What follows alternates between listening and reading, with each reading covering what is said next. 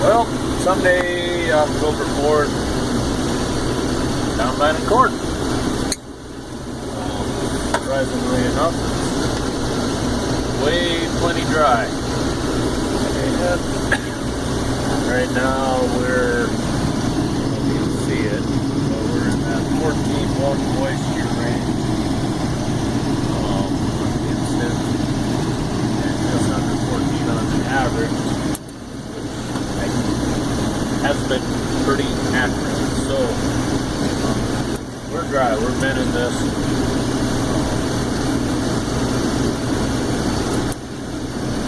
The Red Trail Energy, the ethanol plant is full, they're piling on the ground, but it's slowing down.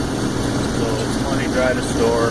Try to look at a January delivery. Hopefully we get a little better price on a futures contract. The yield monitor on this machine does not work accurately. Although right now it's showing 62. Measuring the field, this is a 10-acre field. Figuring this is going to do roughly in that upper 80s, lower 90s. Dryland corn, western North Dakota, if we can hit a 90 bushel mark, that's pretty good. This stuff was planted at a 27,000 population, roughly a 25,000 live plant. But we've been dry. So take what we can get.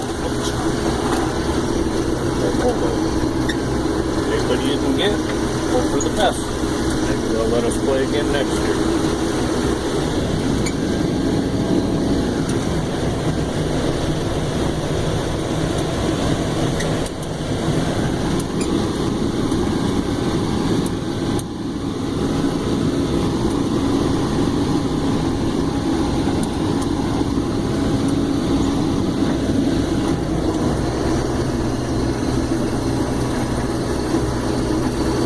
So this is going to be a short video. This isn't a very long field.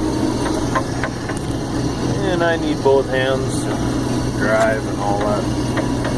Happy hula. So we'll give you a little more footage here going up the hill.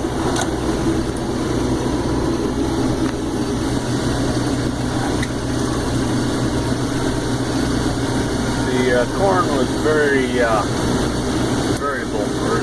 variable. Some of this ground was very wet this spring, and it grounded out, and then it's been very dry. So it's kind of a double-edged sword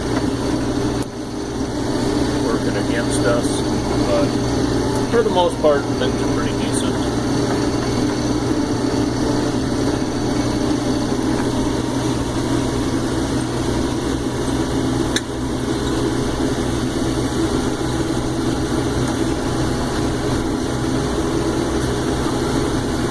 And we're still running the 2388. 8-row, 883 corn head. It's an older one,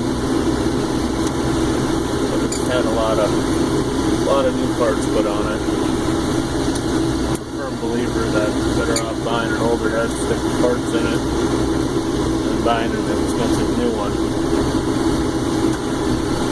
And this does a really decent job.